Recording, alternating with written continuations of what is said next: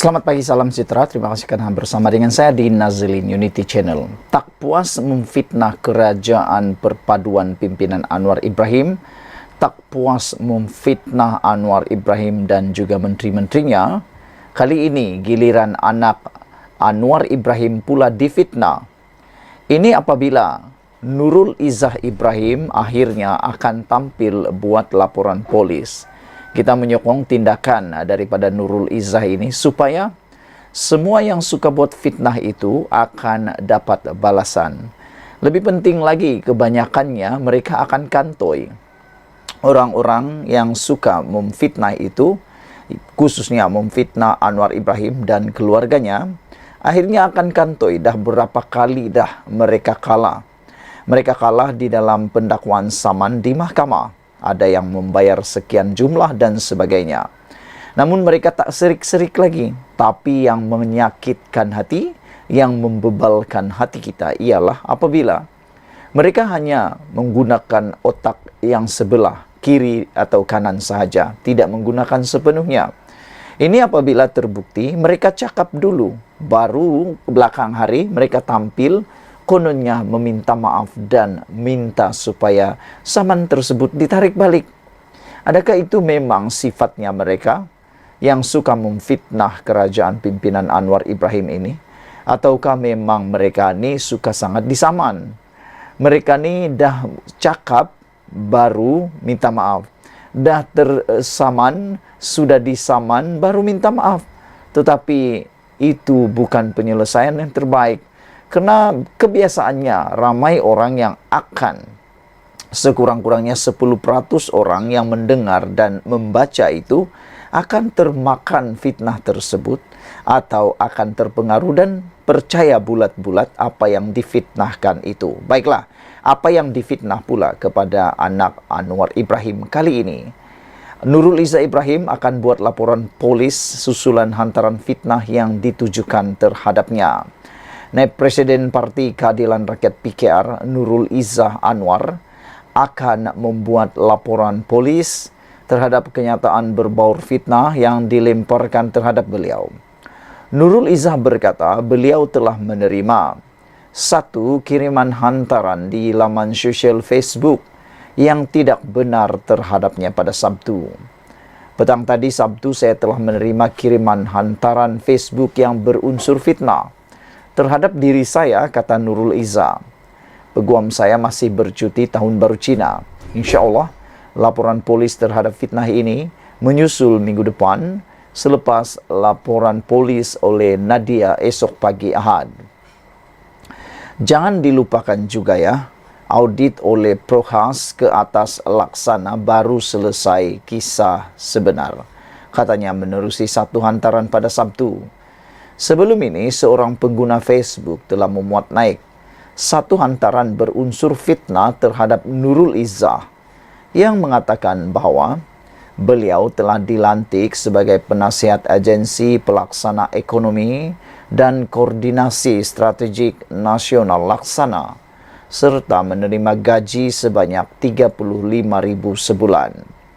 Bukan itu sahaja, hantaran berkenaan turut menyatakan kononnya Nurul Izzah dibekalkan 2 kaki tangan dengan gaji antara Rp5.000 hingga Rp20.000. Susulan itu Nurul Izzah menegaskan tindakan menyebar maklumat palsu dan fitnah adalah pelanggaran bawah Section 233 Akta Komunikasi dan Multimedia 1998. Walau bagaimanapun, Nurul Izzah hanya menulis di akhirnya, terima kasih daun keladi buat yang membaca. Moga Allah membantu perjuangan dan menegakkan keadilan dan melawan kebatilan, kata beliau lagi. Saudara-saudara sekalian, apabila ini berlaku memang mengejutkan kita semua. Bayangkan Nurul Izzah yang sekarang ini sedang seperti jarang-jarang keluar di dalam mana-mana media massa, media sosial ataupun dalam politik, tiba-tiba pula difitnah. Itulah tak sudah-sudahnya mereka nih. Tak boleh tumbangkan kerajaan, fitnah di sana sini. Harap-harap nanti kebenaran dapat ditegakkan. Sekian dulu untuk kali ini. Jangan lupa tinggalkan komen Anda tekan butang subscribe. Kita jumpa lagi. Bye-bye. Selamat petang, salam sejahtera. Terima kasih karena bersama dengan saya di Nazilin Unity Channel. Dipetik daripada sabudin.com, antara Jumat yang hitam dan hati yang hitam. Baru-baru ini, Setiausaha Agung PAS menyatakan keputusan Mahkamah Persekutuan dalam kes Nick Elin membawa kepada Jumat yang hitam ataupun Black Friday. Tetapi rupa-rupanya ini penjelasan yang luar biasa. Antara Jumat yang hitam dan hati yang hitam, tulis Sabudin Hussein. Susulan keputusan Mahkamah Persekutuan Jumat lalu yang memihak kepada peguam Nick Elin Zurina Nick Abdul Rashid dan anaknya, Tengku Yasmin Natasha Tengku Abdul Rahman, dalam cabarannya terhadap keabsahan enakmen kesalahan jenayah syariah Kelantan. Reaksi paling awal yang bertujuan mengaut untung politik ialah daripada bekas Menteri di Jabatan Perdana Menteri, Taqiyuddin Hassan. Beliau menyifatkan keputusan Mahkamah Persekutuan yang mengisytiharkan 16 kesalahan syariah dalam enakmen Kanun Jenayah Syariah Kelantan 2019 terbatal dan tidak sah sebagai sejarah hitam kepada umat Islam negara ini. Kita amat sedih, ini adalah Black Friday, Jumat yang hitam kepada Undang-Undang Syariah Islam, katanya. Beliau juga mendakwa keputusan mahkamah itu boleh memberi impak kepada Undang-Undang Jenayah Syariah di negara ini. Susulan kenyataan Taqiyuddin melantun-lantunlah walau memberi reaksi di media sosial yang menggambarkan kedudukan Islam sudah terancam, di samping menyalahkan kerajaan pusat atas keputusan tersebut. Terdapat juga mereka yang tidak segan-segan menyatakan keputusan mahkamah tertinggi itu adalah tindakan sebuah kerajaan yang dipimpin oleh orang Melayu tetapi sanggup mengkafankan enakmen syariah Islam. Hendaklah disadari, keputusan Mahkamah Persekutuan itu tidak menggambarkan pendirian kerajaan pusat. Kerana mahkamah adalah institusi bebas yang tidak dikawal oleh kerajaan dan mereka berhak membuat keputusan berdasarkan keterangan serta fakta di depan mata mereka. Apakah fakta dan keterangan yang menyebabkan keputusan itu dibuat? Jika diperhati, 16 kesalahan jenayah syariah yang dibatalkan itu adalah kerana ia bercanggah dengan hukuman dalam kanun keseksaan yang sedia termaktub dalam Perlembagaan Persekutuan. Oleh kerana sesuatu undang-undang negeri tidak boleh mengatasi undang-undang dalam Perlembagaan Persekutuan, maka sebab itulah Mahkamah Persekutuan memutuskan 16 kesalahan itu sebagai tidak sah dan batal. Dalam hal ini tidaklah bermakna dengan keputusan tersebut, kedudukan Islam telah terancam atau Black Friday telah menyelubungi seluruh undang-undang syariah di negara ini. Tiada apa-apa titik hitam yang berlaku, kecuali Dewan Undangan Negeri Kelantan telah terbukti cuai kerana melaksanakan undang-undang yang bercanggah dengan Perlembagaan Persekutuan. Selain ini, tiada pilihan yang harus dilakukan melainkan Dewan Undangan Negeri Kelantan mesti segera melakukan penyesuaian atau pindaan terhadap 16 undang-undang itu. Buat sementara ini, meskipun 16 kesalahan jenayah itu terbatal, ia tidaklah pula bermakna sesiapa di negeri Kelantan bebas melakukan kesalahan berkaitan 16 perkara itu dan tiada undang-undang boleh dikuatkuasakan terhadap mereka.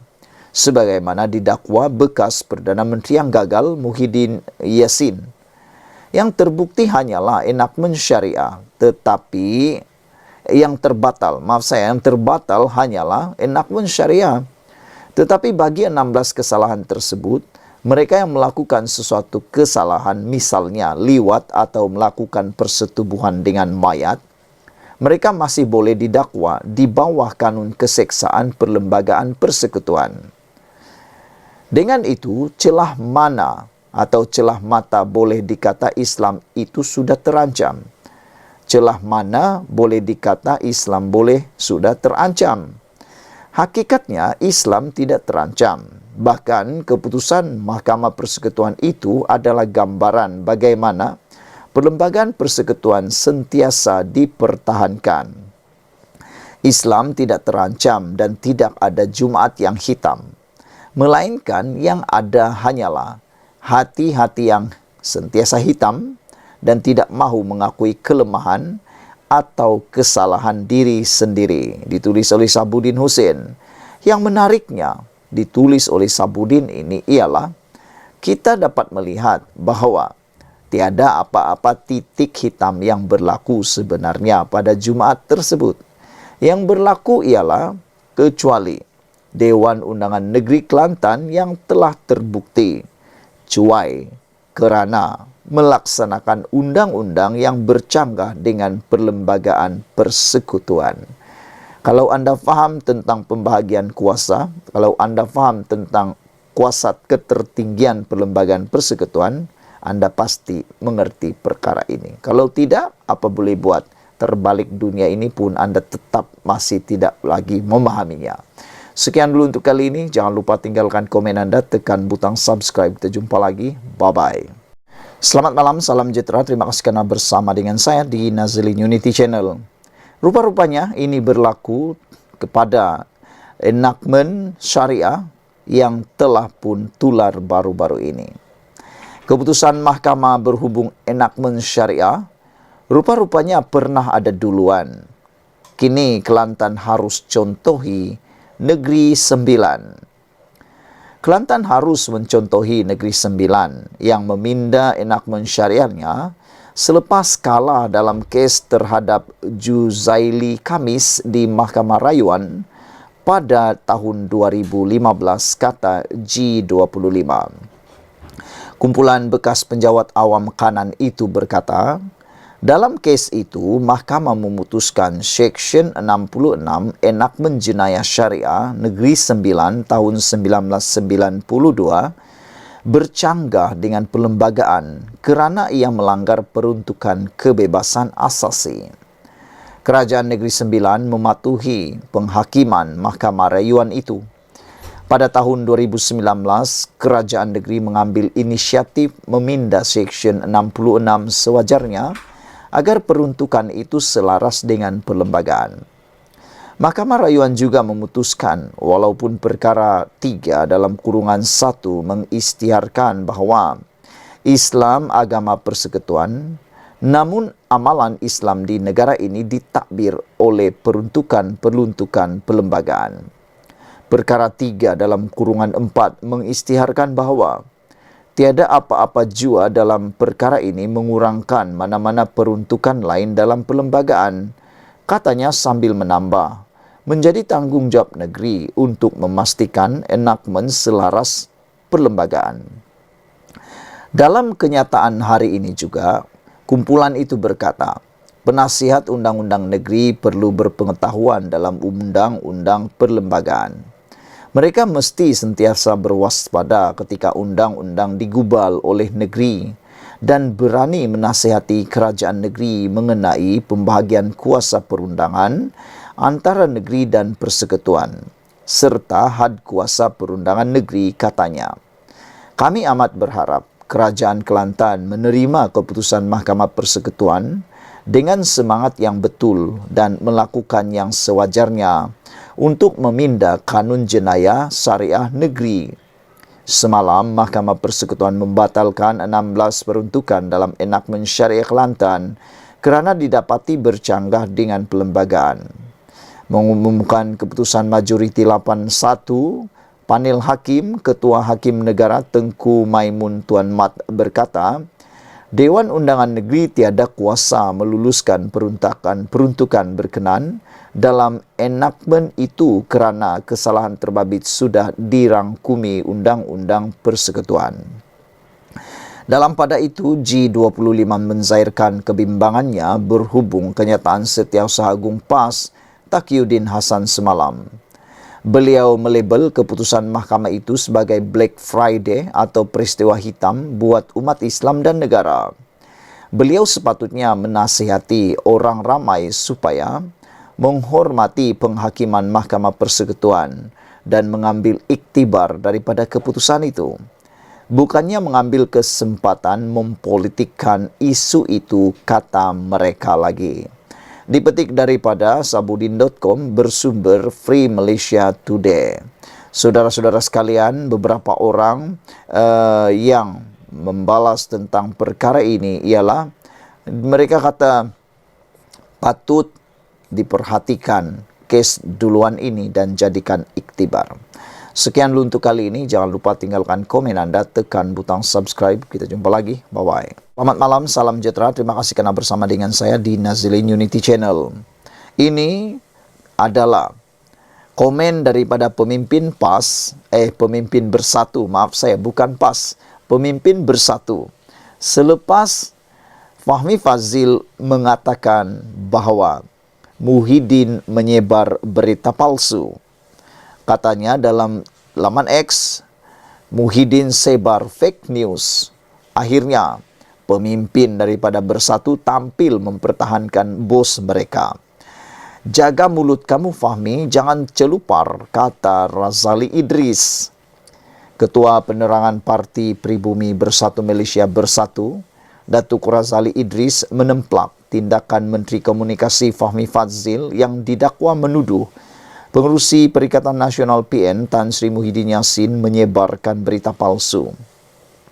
Ia susulan Muhyiddin mengeluarkan kenyataan berhubung keputusan Mahkamah Persekutuan yang membatalkan 16 keputusan atau peruntukan kesalahan di bawah enakmen Kanun Jenayah Syariah 1 Kelantan 2019.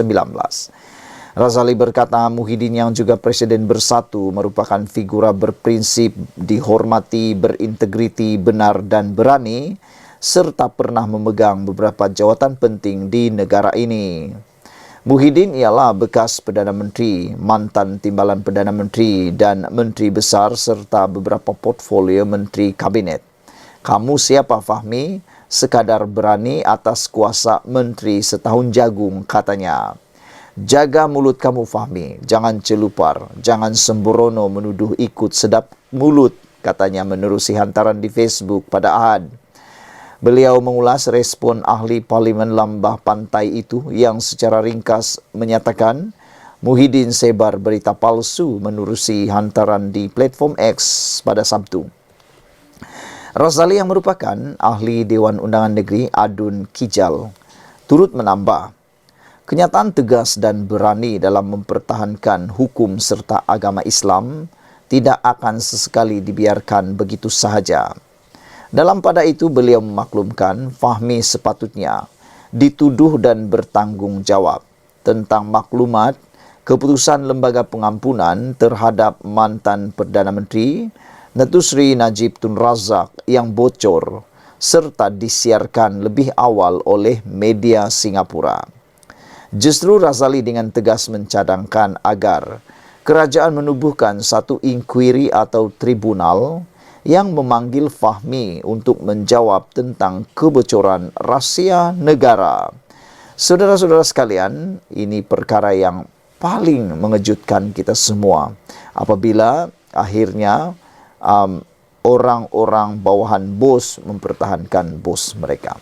Sekian dulu untuk kali ini. Jangan lupa tinggalkan komen Anda, tekan butang subscribe. Kita jumpa lagi. Bye-bye. Selamat malam, salam sejahtera. Terima kasih kerana bersama dengan saya di Nazilin Unity Channel.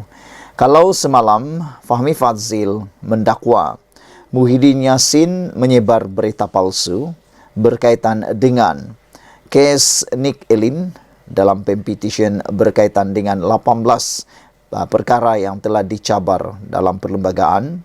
Hari ini tular pula tak kala Muhyiddin komen pasal Nick Elin Zurina, video anak jadi joki kelab malam pula mula tersebar.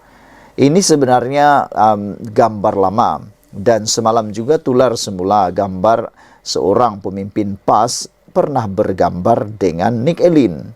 Kali ini ditularkan semula ialah gambar anak Muhyiddin yang jadi joki kelab malam tersebar sekali lagi. Tangkap layar video yang memaparkan anak Tan Sri Muhyiddin Yassin iaitu Muslim Pris Kiri sedang membuat persembahan di sebuah kelab malam dan mula tular sejak Sabtu lalu. Mahkamah Persekutuan membatalkan 16 daripada 18 peruntukan kesalahan di bawah enakmen Kanun Jenayah Syariah 1 Kelantan 2019 pada Jumaat masih lagi menjadi bualan hangat pada ketika ini. Pada masa sama, keputusan itu turut menjadi isu yang dimainkan oleh pelbagai pihak, termasuk dalam kalangan pemimpin politik sendiri. Tidak terkecuali memberi pandangan mengenai isu tersebut ialah Pengerusi Perikatan Nasional PN Tan Sri Muhyiddin Yassin. Muhyiddin melalui satu kenyataan berkata, beliau amat berduka cita dengan keputusan Mahkamah Persekutuan yang mengisytiharkan bahawa 16 seksyen terkandung dalam enakmen Kanun Jenayah Syariah Kelantan sebagai tidak sah. Ujarnya, dengan keputusan itu, ia bakal menyebabkan perbuatan yang bertentangan dengan hukum Islam seperti menawarkan perkhidmatan maksiat, berkalwat, sumbang mahram dan minum arak tidak lagi menjadi satu kesalahan bagi umat Islam di Kelantan. Pandangan tersebut bagaimanapun menimbulkan kritikan dalam warganet. Saudara-saudara sekalian, Fahmi Fazil juga di dalam hantaran mengatakan bahawa perkara itu adalah perkara yang tidak benar. Pada masa yang sama, seorang pengguna media sosial di X, Twitter, Alif Haider pula mengambil kesempatan memuat naik anak lelaki Muhyiddin sebagai disc jockey di kelab malam. Dalam video yang dikongsikan, kelihatan anak lelakinya iaitu Farhan Yassin Muhyiddin ataupun lebih dikenali dengan nama Muslim Priest dalam dunia hiburan sedang membuat persembahan di sebuah kelab malam. Setiap berita ini ditulis, video yang dimuat naik itu sudah mendapat lebih 175 tanda suka dan 158 perkongsian di laman X. Namun begitu tidak dapat dipastikan tarikh dan lokasi sebenar Muslim membuat persembahan tersebut. Terdahulu, majoriti melaporkan Menteri Komunikasi Fahmi Fazil tampil menegur bekas Perdana Menteri itu susulan kenyataan dikeluarkannya berhubung keputusan pembatalan beberapa peruntukan dalam enakmen Kanun Jenayah Syariah Kelantan pada Jumaat. Ia selepas Pengerusi Perikatan Nasional itu mendakwa bahawa ketetapan Mahkamah Persekutuan itu bakal menyebabkan beberapa perbuatan yang bertentangan dengan hukum Islam tidak akan lagi menjadi satu kesalahan di negeri tersebut. Menerusi satu ciapan ringkas di laman X, Fahmi menyifatkan bahawa kenyataan tersebut adalah berita palsu. Muhyiddin sebar fake news, tulisnya. Untuk makluman, antara peruntukan enakmen syariah yang dibatalkan oleh Mahkamah Persekutuan pada Jumaat ialah Seksyen 11 mengenai pemusnahan dan mencemarkan tempat ibadat, Seksyen 11, Seksyen 14 liwat, Seksyen 16 persetubuhan dengan mayat, Seksyen 17 persetubuhan dengan bukan manusia dan gangguan seksual di Seksyen 31. Enakmen lain yang turut diisytihar tidak sah termasuk Seksyen 31 berkaitan memberi maklumat palsu, Seksyen 36 mabuk, persediaan untuk melakukan maksiat Seksyen 45 dan Seksyen 42 penyalahgunaan label halal. Keputusan itu dibuat ekoran daripada petisyen dikemukakan Peguam Nik Elin Zurina Nik Abdul Rashid dan anaknya Tengku Yasmin Natasha Tengku Abdul Rahman yang memohon Mahkamah Persekutuan membatalkan 18 kesalahan syariah dalam enakmen Kelantan atas alasan Dewan Undangan Negeri DUN bertindak melangkaui bidang kuasa. Sekian dulu untuk kali ini. Jangan lupa tinggalkan komen anda, tekan butang subscribe. Kita jumpa lagi. Bye-bye. Selamat malam, salam sejahtera. Terima kasih kerana bersama dengan saya di Nazilin Unity Channel. Ini isu yang baru kita terima, yang paling mengejutkan kita. Rupa-rupanya disahkan Nik Elin sah ahli muafakat nasional. Muafakat nasional itu ialah geng kepada Perikatan Nasional. Nah, saudara-saudara sekalian, Peguam Nik Elin Zurina Nik Abdul Rashid mengesahkan beliau merupakan ahli muafakat nasional MN bagi menjawab segala dakwaan yang tular di media sosial baru-baru ini. Nick Elin berkata beliau menyertai mufakat nasional selepas dijemput oleh presidennya sendiri yaitu Tan Sri Anwar Musa. Presiden MN sendiri jemput saya dan apabila menyemak laman sesawang mereka, ia sangat bagus dalam menekankan perpaduan, kasih sayang, kebebasan dan keadilan yang saya percaya bermanfaat untuk negara, katanya. Saya memohon keahlian secara dalam talian dan diluluskan serta-merta. Katanya, ketika menjadi tetamu dalam wawancara eksklusif podcast Beyond the Headlines bersama New Street Times pada Ahad. Sebelum ini, Nick Elin, 62 tahun, dan anaknya Tengku Yasmin Natasha Tengku Abdurrahman, 26 tahun, menjadi bualan orang ramai apabila mengemukakan petisyen mencabar perlembagaan berhubung peruntukan kesalahan dalam enakmen Kanun Jenayah Syariah dalam kurungan 1 Kelantan 2019 pada 25 Mei tahun 2022. Pada Jumaat lalu, Mahkamah Persekutuan mengisytiharkan 16 daripada 18 peruntukan dalam enakmen berkenaan adalah terbatal dan tidak sah.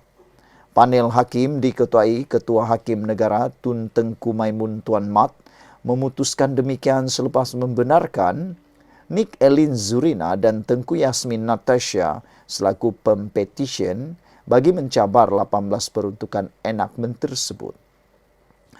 Bagaimanapun, Nick Elin menjelaskan beliau dan anaknya mencabar 18 peruntukan itu tidak mempunyai sebarang kaitan dengan kepentingan politik. Kami tidak disokong oleh sesiapa, hanya kami berdua dan juga peguam, ujar beliau lagi.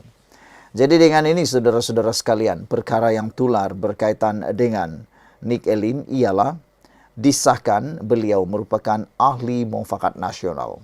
Jadi kalau sebelum ini ada gambar beliau bergambar dengan Tan Sri Anwar Musa, itu adalah gambar yang mungkin benar sebab beliau merupakan ahli mufakat nasional. Sekian dulu untuk kali ini. Jangan lupa tinggalkan komen Anda, tekan butang subscribe. Kita jumpa lagi. Bye-bye.